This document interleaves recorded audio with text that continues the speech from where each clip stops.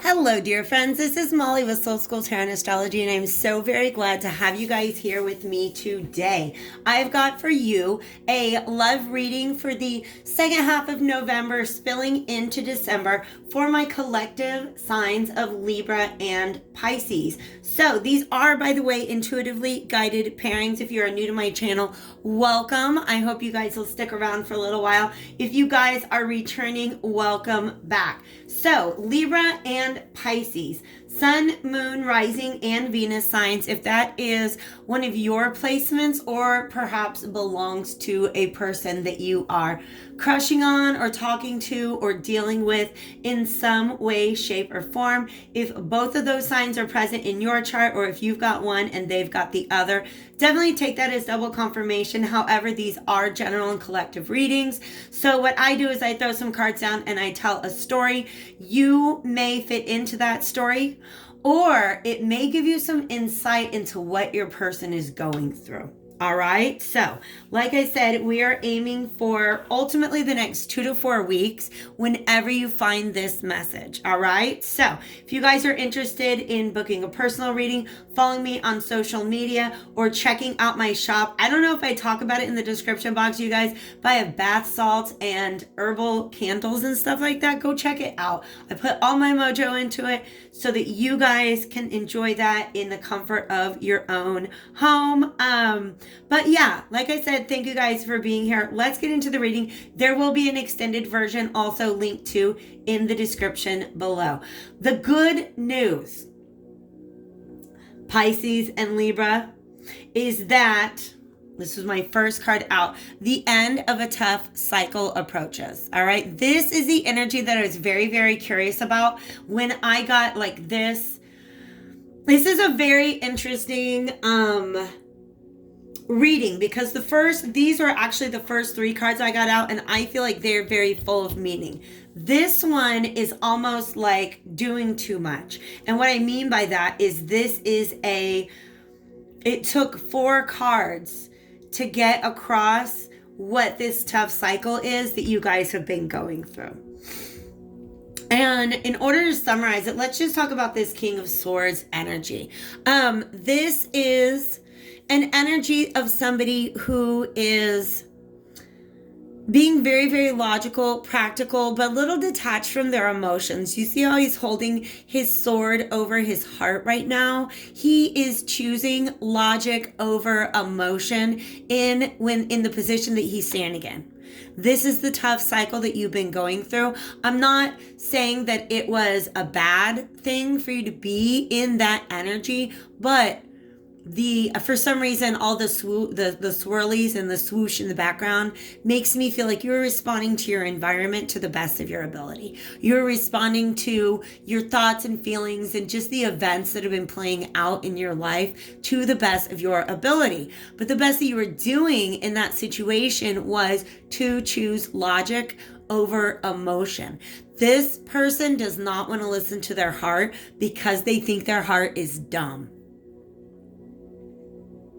And that's a big shift that's happening, because the energetic result of this, not listening to what your heart is trying to tell you, is that ultimately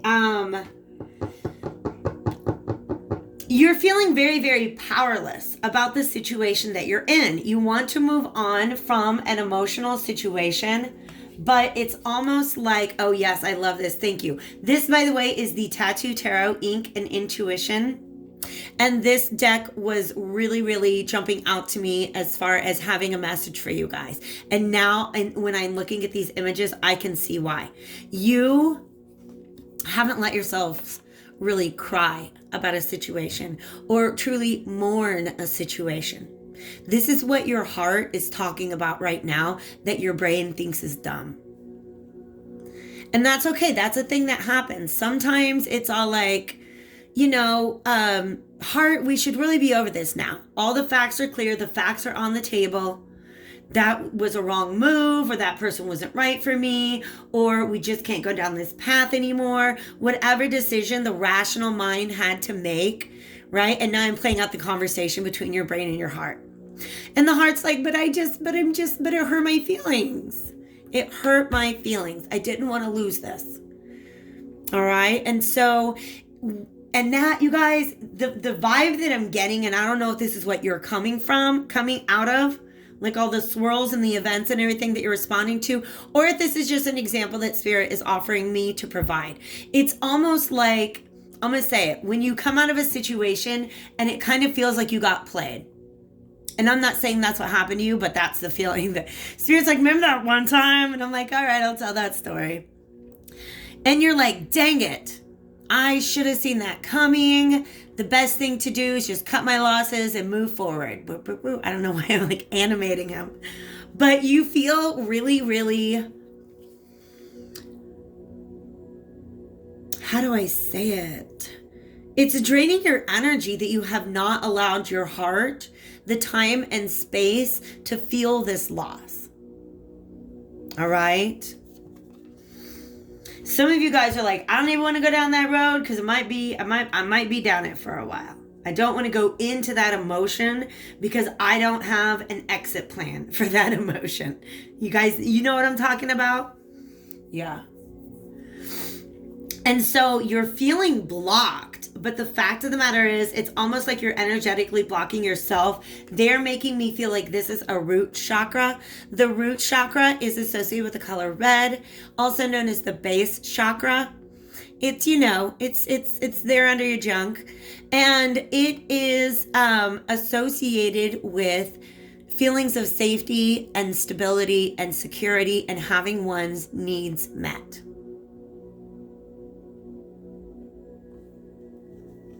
And there's an issue surrounding that I think is really kind of preventing you from really wanting to go into. I feel like some sort of insecurity may have been triggered. And you don't want to, here's the thing, it's like you don't want to cry because you're like, I've learned my lesson. But you know what? The you that went through that still needs to cry. The you that went through that, I'm going to just move this back, still needs to cry. All right.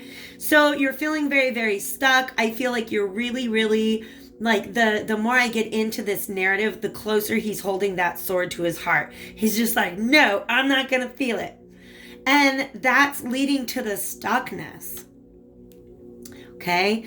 8 of Swords is about not really being able to see your way out of the situation. All right. These 3 swords here, you know, the 3 of Swords is all about heartache and loss and pain. And then these 4 swords are being crossed, which to me means that you're almost blocking yourself from entering the meditative space that you really would benefit from entering into. This is past energy though, okay? Because it's the emotional space that you're not letting yourself go into. And it's almost like you're trying to maintain your peace, but really what you're doing is you're maintaining your heartache. You don't realize that the answer for you is there all along. This is a tough cycle. You know what I think finally breaks this tough cycle? Because the 4 of Cups is when something being right in front of you and you not really seeing it. I think you guys kind of figured it out because look what energy you've moved into now. He got it tattooed right there on his face. This man not afraid to cry. I call this guy Crybaby. All right? Because I really like this deck. I'm going to tell you the truth. This is like the only king I don't like. I want to call him a Melvin for some reason. He seems kind of nerdy. All the other kings are just like really laid back and cool. So this King of Cups finally is allowing himself. And by the way, this doesn't have to be gender specific. Okay? It's just standing in a masculine energy, meaning wanting to take charge of the situation rather than just kind of going with the flow. All right?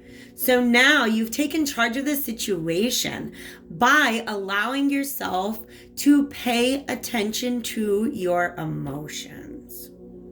And I think that's a big part of stepping outside of your comfort zone, which is the North Node.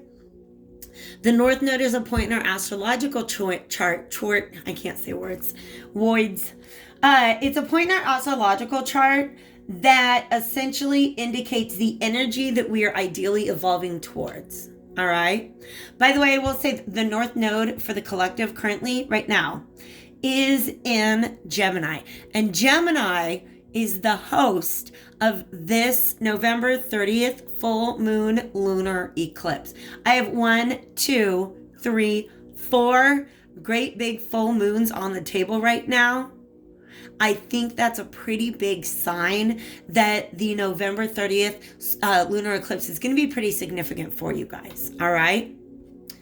Maybe it is what allows the release of this blockage. And actually, because it's all about, Gemini is an energy that's all about communication.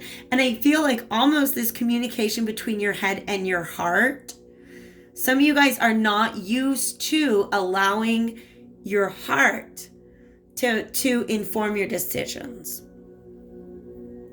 If you're a Pisces, it's probably much more likely that is your natural way of doing. You allow your intuition and just like you feel your way through decisions if you're a Pisces.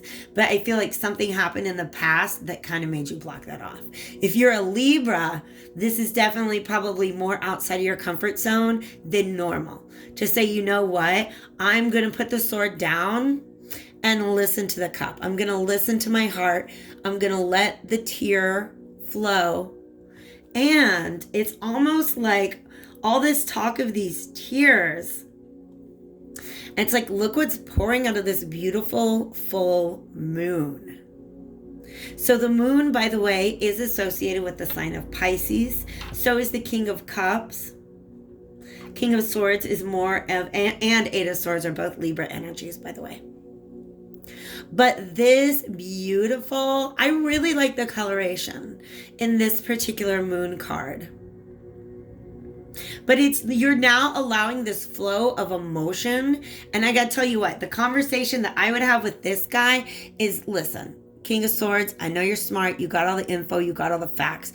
But you're not understanding, in the past, you were not understanding your emotions as holding data, holding information that is very, very capable. And in fact, it's very capable of informing your decisions. And in fact, making those decisions without consulting that part of you can really, again, keep you in this very, very stuck energy.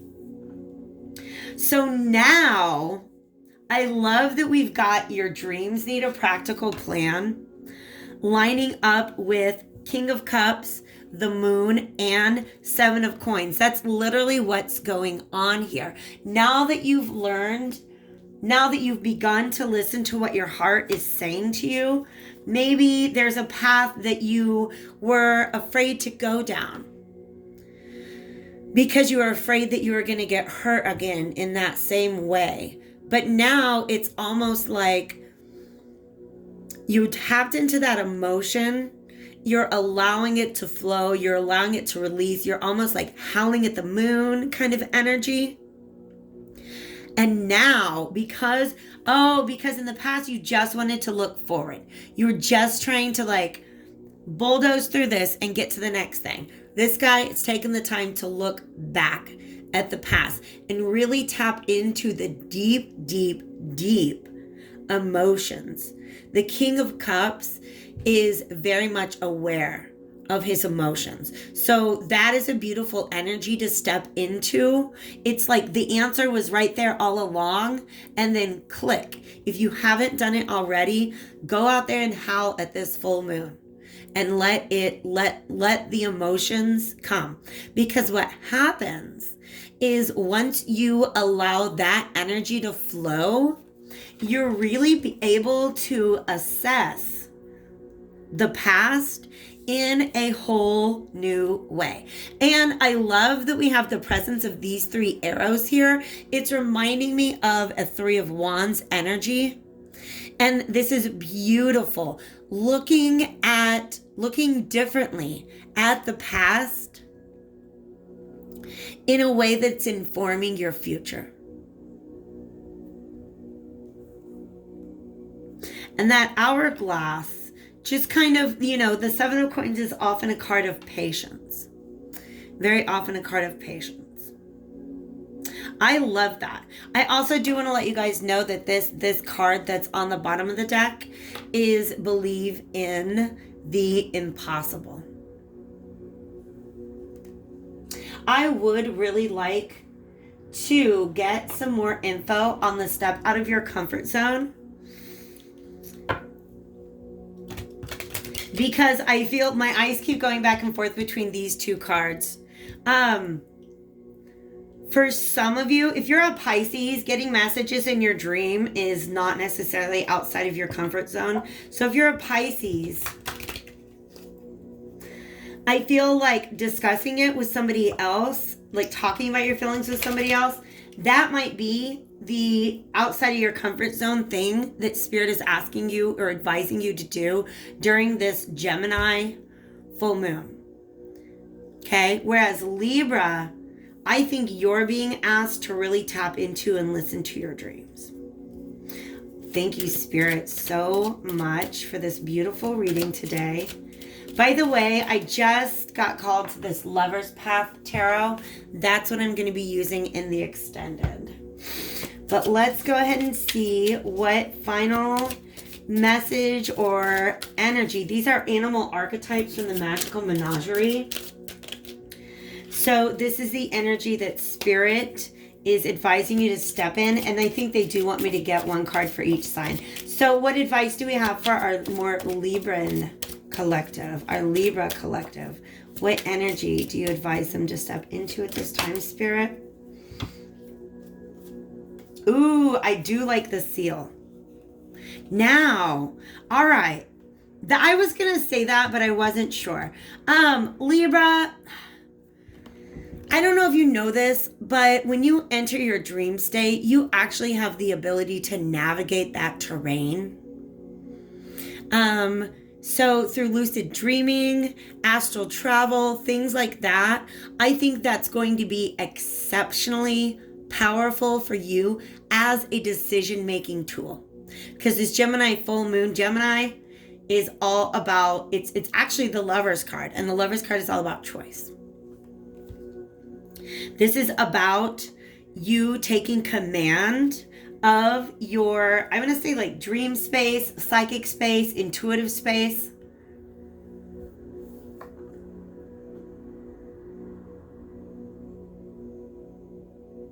For some of you, there's really some messages trying to come through your dreams. And it's okay if you can't decode them.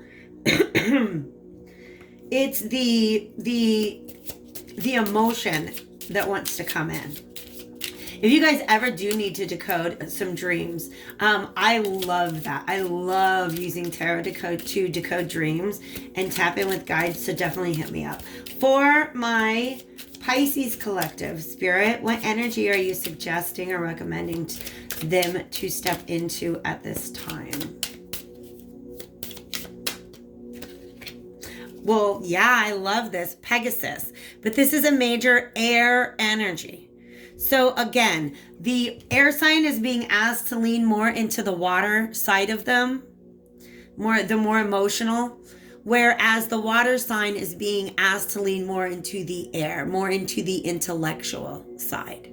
Just being able to temper these two things, let these two parts of you have a conversation, is essentially what's going on. All right.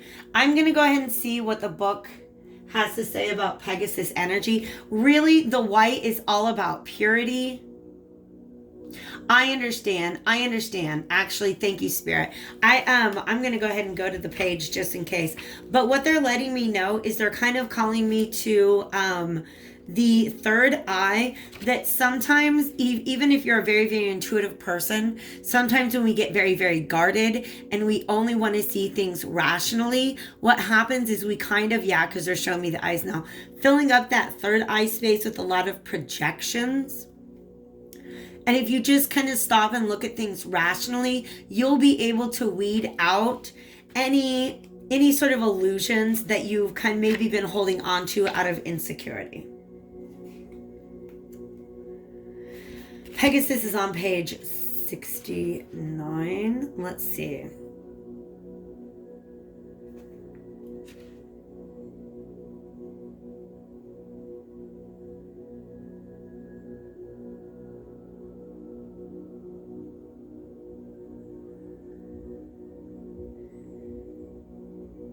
This says that Pegasus indicates a striving after worthy goals that may benefit all.